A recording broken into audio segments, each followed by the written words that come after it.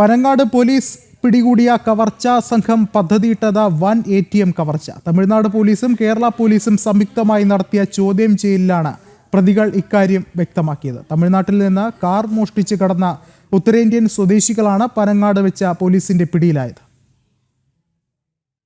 തമിഴ്നാട്ടിൽ കവർച്ചയ്ക്കായാണ് ഉത്തരേന്ത്യൻ സംഘം എത്തിയതെന്നാണ് പോലീസിന് ലഭിച്ച വിവരം. കൊച്ചിയിലേക്ക് വരുന്ന വഴി പദ്ധതിയിട്ട കവർച്ച നടപ്പാക്കാനായില്ല. അതിനാൽ മടക്കയാത്രയിൽ കവർച്ച നടത്താനുള്ള പദ്ധതികൾ ആവിഷ്കരിക്കുകയായിരുന്നു. ഉത്തരേന്ത്യൻ സംസ്ഥാനങ്ങളിലെ വിവിധ സ്റ്റേഷനുകളിൽ നിരവധി കേസുകളിലെ പ്രതികളാണ് ഇവരെന്നും വ്യക്തമായിട്ടുണ്ട്. മോഷണം നടത്തി പിടിക്കപ്പെട്ടാൽ ശിക്ഷ കഴിഞ്ഞ് പുറത്തിറങ്ങി വീണ്ടും മോഷണം നടത്തുകയാണ് ഇവരുടെ രീതി. 3 ദിവസം മുൻപാണ് ഇവർ ഡൽഹിയിൽ നിന്നും എയർ കണ്ടീഷനുകളുമായി കൊച്ചിയിലേക്ക് പുറപ്പെട്ടത്. യാത്രക്കിടെ തമിഴ്നാട് കൃഷ്ണഗിരിയിൽ വെച്ച് ഒരു കാർ മോഷ്ടിച്ചിരുന്നു. പിന്നീട് ഇതുപയോഗിച്ച് ATM കവർച്ച നടത്താൻ ശ്രമിച്ചെങ്കിലും നടന്നില്ല.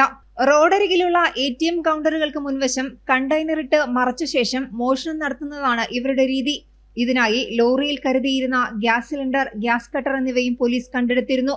കവർച്ചാ നീക്കം പാളിയതോടെ വഴിയിൽ കാർ ഉപേക്ഷിച്ച് കേരളത്തിലേക്ക് വരികയായിരുന്നു ഇവർ. തമിഴ്നാട് പോലീസ് നൽകിയ വിവരമനുസരിച്ചാണ് ചൊവ്വാഴ്ച പുലർച്ചെ നെട്ടൂർ പള്ളി സ്റ്റോപ്പിന് സമീപം നിന്നും കണ്ടെയ്നർ ലോറി അടക്കം ഇവരെ പിടികൂടിയത്. കൊച്ചിയിൽ നിന്ന് മടങ്ങുന്നതിനിടെ ആളൊഴിഞ്ഞ ഭാഗങ്ങളിൽ കണ്ടുവച്ച ATM കൗണ്ടറുകൾ കവർച്ച ചെയ്യാനായിരുന്നു ഇവരുടെ പദ്ധതി. കാർ മോഷ്ടിച്ച് അതിൽ രക്ഷപ്പെടുന്ന ഇവർ പിന്നീട് കാറടക്കം കണ്ടെയ്നറിലാക്കി ഓടിച്ചു പോകും. കൊച്ചിയിൽ ചരക്കുമായി വന്നതിന്റെ രേഖകളുള്ളതിനാൽ വഴിയിൽ പിടിക്കപ്പെടുകയുമില്ല.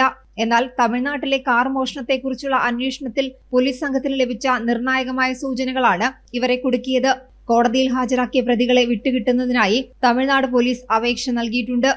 ജനം, കൊച്ചി.